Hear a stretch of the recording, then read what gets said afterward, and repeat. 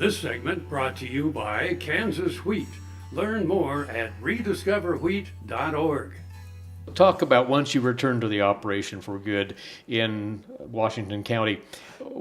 How did you intend to grow the operation? What were your goals early on, Mark?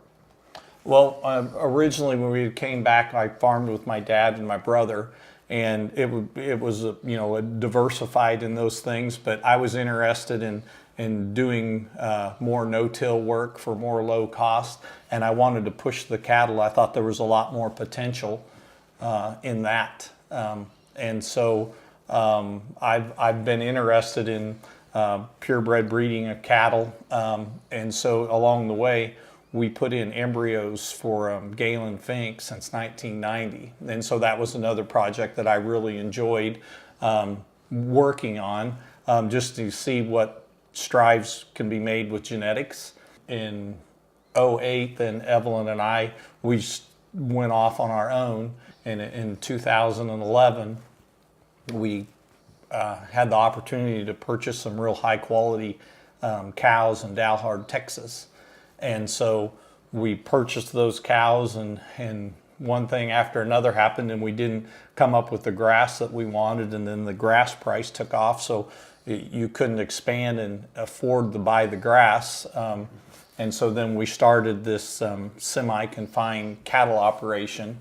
So the next thing to be more cost effective is the use of cover crops and grazing things. So then you don't have to physically harvest it. So then, where's your next big expense? And then with cattle, feed is the major expense. So then how do you competitively produce feed, buy feed, provide feed to the operation in a cost effective manner? So that's huge with animal livestock. So we've rotational grazed cover crops.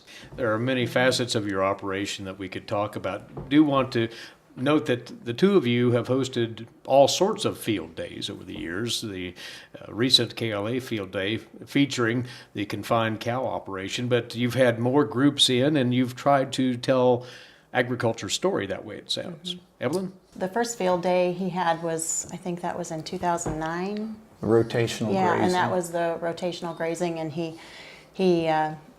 put a big pipeline in to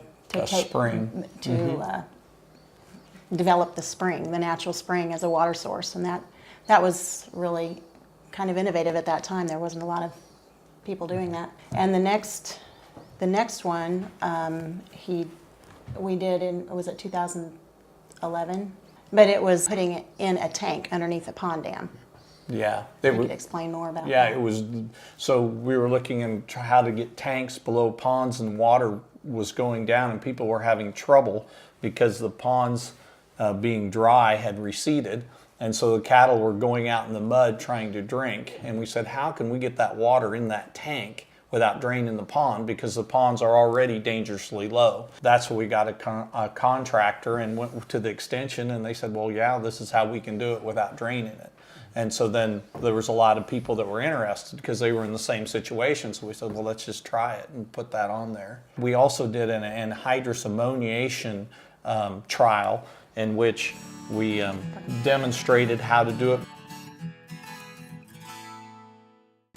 KFRM is one of the largest farm radio stations in the nation, dedicated to informing and entertaining rural listeners from northern Oklahoma to southwestern Nebraska. You can catch KFRM in many ways. Of course, 550 on the AM dial, streaming at kfrm.com, or on your smartphone by going to the TuneIn Radio app, or on Ag AM in Kansas on Tuesdays and Facebook every day of the week. KFRM, tune us in. You'll be glad you did.